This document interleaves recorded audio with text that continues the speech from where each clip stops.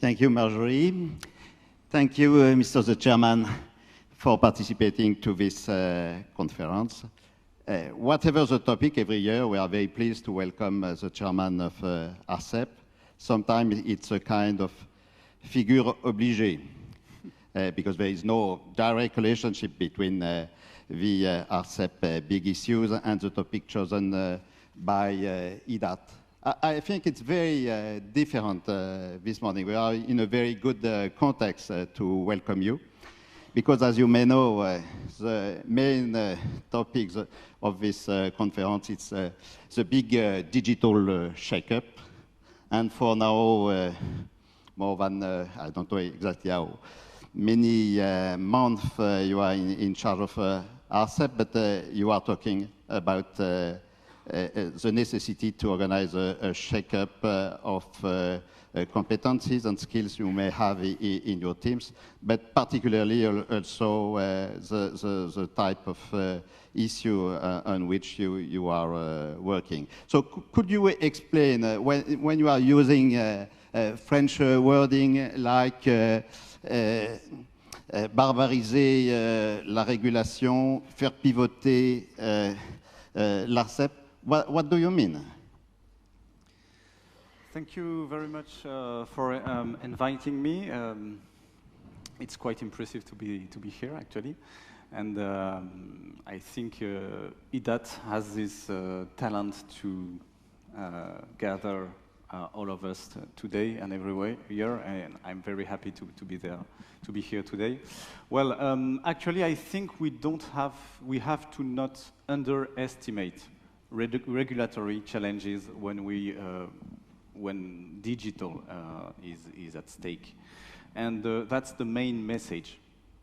And I think we really have to think out of the box. You know, we generally oppose antitrust ex post regulation and sectorial specific ex ante regulation. Generally, we oppose the privacy-based regulation and the economic regulation. Generally, we oppose the national-based regulation and the European one. And I think we just have to stop to oppose this kind of regulation and to think in silos. And we have to promote a global approach to face the digital challenges. What are these challenges? I think the chairman of the session, Didier, clearly evoked these challenges. We have very, very, very, very, very big companies that we have to regulate, that we have to deal with. We have international companies.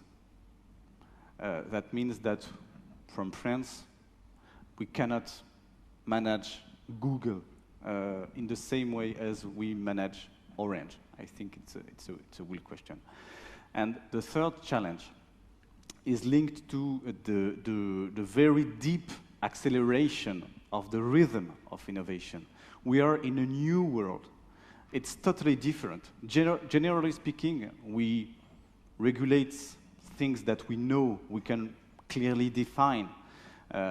There's many innovation in the telecom sector, but, well, at the end of the day, it's pipes.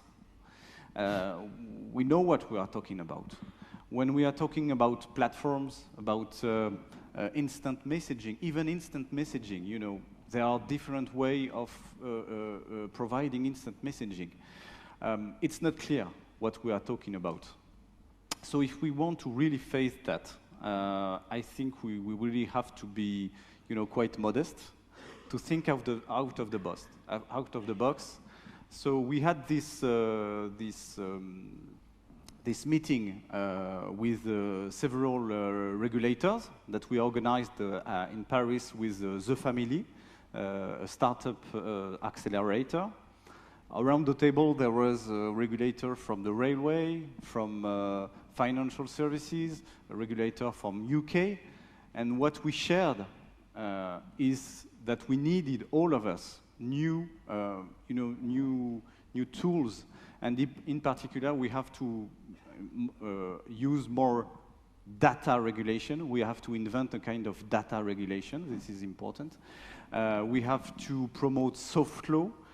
We have maybe to promote ranking solutions. You know, the Conseil National du Numérique, who is an advisory board in France on digital issue, promote this idea of ranking platforms rather than regulating them. I think we have to really think about that. Okay, and very often you are also adding some comments about the room for co-regulation and auto-regulation. Could you comment? Yes, I think, well, co-regulation is the idea that we cannot be all, you know, each of us in our silo, and that we have to work together. We are, for instance, working on Internet of Things. We have launched a common process with several French administration, CNIL, who is in charge of privacy, ANSSI, who is in charge of IT security, the Direction Générale des Entreprises, who is in charge of competitiveness for French companies. And we decided to have, you know, a cycle of common hearings that we are organizing presently. And at the end of this process, we will publish a common document where we will share our view about the challenge, the regulatory challenges on IoT. So yes, I think we have to really work together between different agencies. So that's the co-regulation. The auto-regulation is not a new idea. It is actually in our DNA at ARCEP. We are supposed, you know, we were supposed to disappear when the competition will be well implemented in the French market. That was the idea. Actually, what we are seeing, you know, yesterday I was at the French Parliament at a hearing, and, you know, the French deputy, they really don't want the regulation to disappear because they want the white areas to be covered, they want the next generation access network to be rolled out, they want net neutrality to be enforced, and so forth. So what we are seeing is that there is still a need for regulation, but we have, you know, to move in terms of priority. Some subjects that were very important yesterday may be, you know, treated via auto-regulation process, via, you know, encouraging the sector to organize itself, for instance, in the frame of federations, and to organize itself to challenge some regulatory requirements. Internet of Things, you take this example, is very interesting for us here because yesterday we had a specific forum on this topic, and this morning again we have talked about where are the market, which are the best players, and which type of business model. So I would like to get more information about your involvement in this perspective and new business. Okay, you are a participant and maybe a facilitator with the other authorities and stakeholders, but as a regulator, where are really for you the strong issues of the development of Internet of Things? I hope there are no, actually. I think the best would be that there is no specific regulation for Internet of Things, and that you know, this market organizes itself. And actually, what we are trying to do is to not deter any kind of innovation, any kind of business model, because as the French Minister of Economy, Emmanuel Macron, said last week, in the digital economy, what we expect from the regulator is to enable, and not to forbid, not to define how the market is supposed to work. So if at the end of the process we think that there is just nothing to do in the regulatory area, we will be very happy of that. Actually, I think that we could have questions in the frame of normalization and addressing. You know, for the moment, the Internet of Things is developing with private database. Why not? But at some time of development of this market, maybe some kind of common addressing will be necessary. Another issue is the quality of service. As Didier Casas mentioned, tomorrow the Internet of Things will provide services to car manufacturers. For instance, there will be security issue. So the regulation has, you know, given transparency about the quality of service in classical networks, fixed networks, mobile networks, Internet access. Why not to give some quality of service transparency on the Internet of Things, for instance? Okay, thank you. I would like to come back on the introduction by Didier about this kind of asymmetry of regulation that the operators see between telcos and OTT. What is your definition of what would be a symmetric approach of the regulation between OTT and telcos? I understand that the industry asks for symmetry, but I think this is not the way we, on the public side, we have to think about the regulatory framework. What we have is to deal with challenges and to make sure that the digital economy develops with trust, with transparency, with competition. And, well, at the end of the day, if there are separate regulatory frameworks because there are separate realities, I think we have to assume it at some extent. So I think it's not a point of departure to make sure that OTT and telecom operators will be exactly on the same regulatory regulatory regime. But yes, I agree. At some extent, it's not possible, on the one hand, to have a telecom sector strongly regulated, and on the other part, no kind of rule on the OTT part. So I think we have to make sure that on the OTT part, some important rules are enforced, and that is the main topic. And it will have a side effect, a good side effect, to put OTT and operators on a closer playing field. Very often, people are pointing out the recovery that we have between voice over IP and the voice services operated by the telcos, and same thing with SMS and the OTT-based messaging services. Do you think that it will be useful in the next European framework to modify the borderlines of the framework to have a more focused regulation on the access and interconnection issues? Yes, this is an option. Actually, we are discussing in the frame of the BEREC, the body of European Regulator for Electronic Communication, which is the European organization for all telecom regulators. So we are actually preparing our contribution to the public consultation of launched by the European Commission on the digital single market. And that's a question we are working on. Actually, I think that the answer will be at the European level anyway.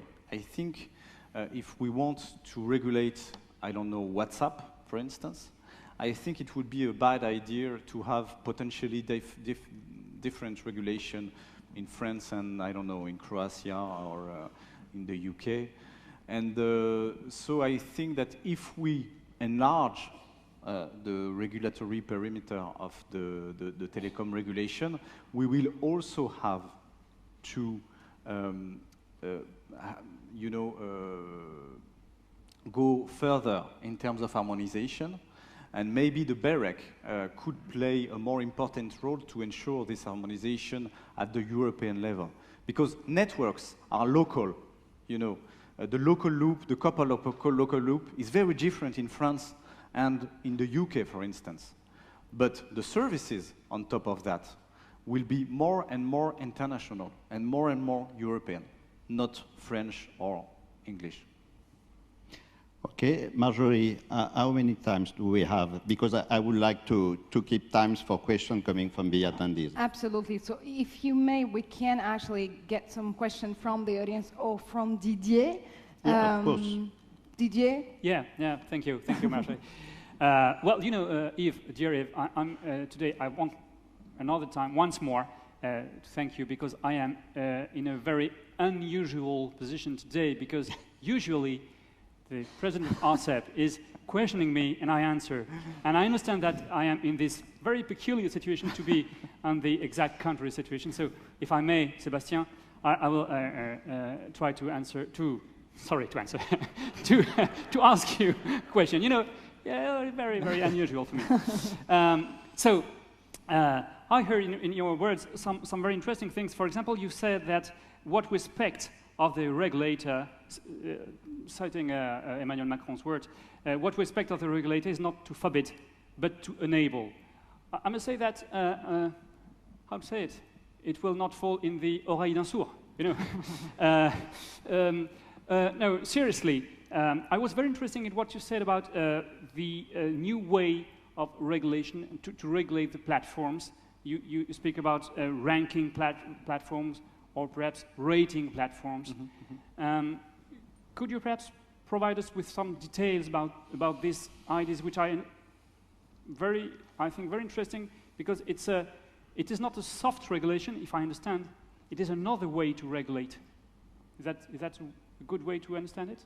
Yes, totally. The idea would be to gather information, to test platforms.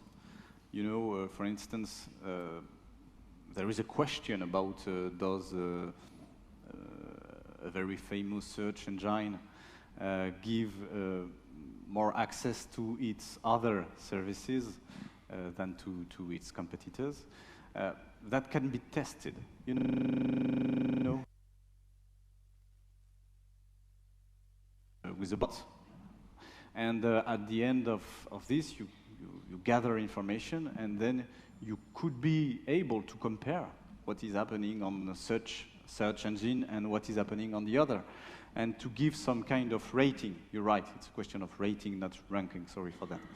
And this will give transparency to the final users of these platforms, which are not only consumers, but also business. And I think it's very important because there are many startups working, you know, with these platforms' APIs, and they don't know very well how it works necessarily, how it can change, you know, from one day to the other. You can have a programming interface that can change, and it can be very disrupting for a startup who has developed some application working with the platform. So I think we can give more transparency, and that could promote some kind of auto-regulation. That's the idea. Okay. But I think that everybody agree on the fact that a platform has to be regulated, cannot be outside of the rules. Question maybe should be, where are the borderline between ex-ante regulation operated by your institution and what may be the general antitrust action? I have no idea about that, actually. There's a public consultation, you know, opened by the European Commission, so we will see the proposals. And we will wait for the keynote speaker of Bruno Lasserre in a few minutes. Marjorie, maybe we can take a first question coming from the attendee. Sure, actually, if you do have any question for Sébastien Soriano or for Didier Casas, because I love answering answers, apparently, just raise your hand and we will provide you with a mic. And if I may have some light perfect in the audience so that I can see you and try to understand if you do have some questions. Well, actually, what's happening right now on Twitter is the fact that people really do like your sentence about, well, that regulators must be enablers and shouldn't prevent new business models or the market to being blocked. Actually, yeah, that brings us to the question of the regulation versus the timing of innovation. How can you cope with it? I think we have to really much cope with it because it's the key question. And the first thing is that we have to be open-minded. It's important, for instance, to promote experimentation in all fields. At ARCEP, for instance, we can organize experimentations in spectrum. But that's the only field of regulation where we can do that. So, for instance, we could open this opportunity and to be more open for new business models. That's the first option. Mm-hmm. And the second one is to have, where it's possible, a softer way of regulating in order to not deter innovations. So that's the idea of promoting data regulation, for instance, to give more transparency, to promote self-regulation by the sector. Do we have any question in the audience? We do have one, actually. The hostess is just running down so that she can provide you a mic. You have two hostesses running for you at the same time. It's a close race.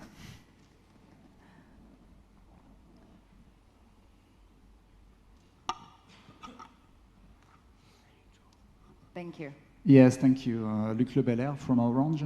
Yesterday, there was a representative from Google Europe that told us that, in fact, Google was, if I have well understood, controlling 90% of the transmission between platform service and the user.